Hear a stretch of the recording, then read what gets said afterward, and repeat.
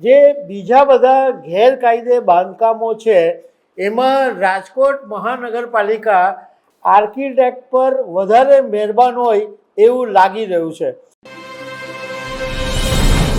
રાજકોટના જંગલેશ્વરની અંદર જે મોટા પાયે ડિમોલેશન ચાલી રહ્યું છે એની ચારેય કોર ચર્ચા ચાલી રહી છે અને એવું કહેવામાં આવે છે કે રાજકોટના ઇતિહાસનું આ સૌથી મોટું ડિમોલેશન છે। પરંતુ રાજકોટની અંદર જે બીજા બધા ગેરકાયદે બાંધકામો છે એમાં રાજકોટ મહાનગરપાલિકા આર્કિટેક્ટ પર વધારે મહેરબાન હોય એવું લાગી રહ્યું છે। તો એના વિશે તમારી સાથે વાત કરીશ। મારું નામ રાજેશ શાહ છે અને તમે જોઈ રહ્યા છો ગુજરાતના સૌથી મોટા ડિજિટલ ન્યૂઝ પ્લેટફોર્મ ખબર છે.com।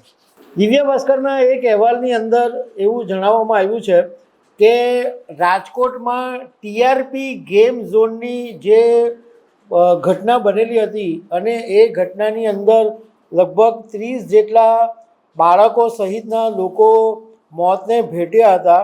એ પછી રાજકોટ મહાનગરપાલિકાના ટાઉન પ્લાનિંગ વિભાગે રાજકોટની અંદર ટોટલ 3000થી વધારે ગેરકાયદે બાંધકામો હતા એ શોધી કાઢ્યા હતા અને એમાંથી 1565ને નોટિસ મોકલવામાં આવી અને 38 ગેરકાયદે બાંધકામો પર જ માત્ર બુલડોઝર ફેરવવામાં આવ્યું। હવે નવાઈની વાત એ છે કે તમે કોઈ પણ જગ્યાએ ગુજરાતમાં કે કોઈ પણ જગ્યાએ તમે કોઈ બાંધકામ તમારે કરવું હોય તો એના જે પ્લાન છે એ જે તે મહાનગરપાલિકાએ નક્કી કરેલા આર્કિટેક્ટની પાસે તમારે પ્લાન બનાવવો પડે અને મોટા ભાગના જે કિસ્સામાં એવું જ બને કે આર્કિટેક્ટ તમારો પ્લાન બનાવી આપે અને એ પછી મહાનગરપાલિકાના ટાઉન પ્લાનિંગની અંદર એ પ્લાન મૂકી અને પાસ કરાવવાનું કામ પણ મોટે ભાગે આર્કિટેક્ટ જ કરતા હોય છે।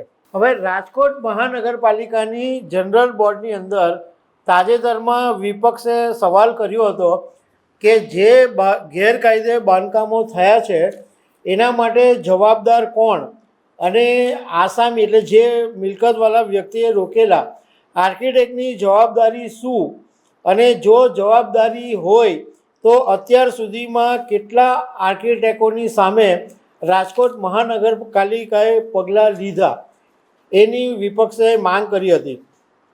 તો રાજકોટ મહાનગરપાલિકાના કમિશનર તુષાર સુમરાએ એવો જવાબ આપ્યો કે બાંધકામ કરનાર દ્વારા જે માન્ય પરવાનેદાર મારફત બાંધકામ પ્લાન મંજૂર કરાવીને બાંધકામ કરવામાં આવતું હોય છે એટલે મંજૂર થયેલા પ્લાન મુજબ અરજદાર અને તેમણે રોકેલા આર્કિટેક્ટ જવાબદાર હોય છે એવું રાજકોટ મહાનગરપાલિકા કમિશનરે જવાબ આપ્યો।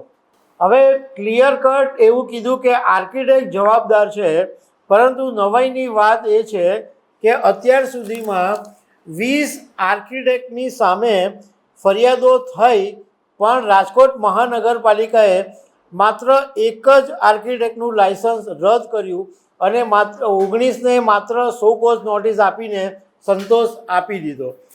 હવે રાજકોટ મહાનગરપાલિકાએ જે એક આર્કિટેક્ટનું લાયસન્સ રદ કર્યું એ વિપુલ કાસમપરાનું છે જેનું લાયસન્સ રદ કરવામાં આવ્યું।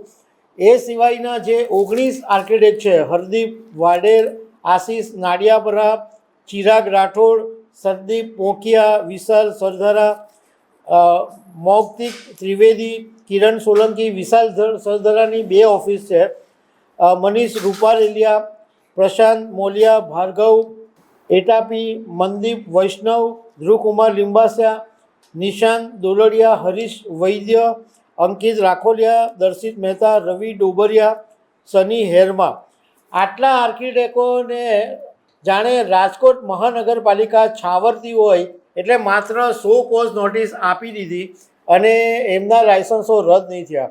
તો કહેવાનો મતલબ એમ છે કે જે જંગલેશ્વરની અંદર મોટા પાયે રાજકોટમાં ડિમોલેશન ચાલી રહ્યું છે પરંતુ બીજી તરફ આવા ખેલ પણ ચાલી રહ્યા છે આર્કિટેક્ટોને બચાવવાના। તો દર્શક મિત્રો, આવા અનેક અપડેટની સાથે અમે તમને મળતા રહીશું। આભાર।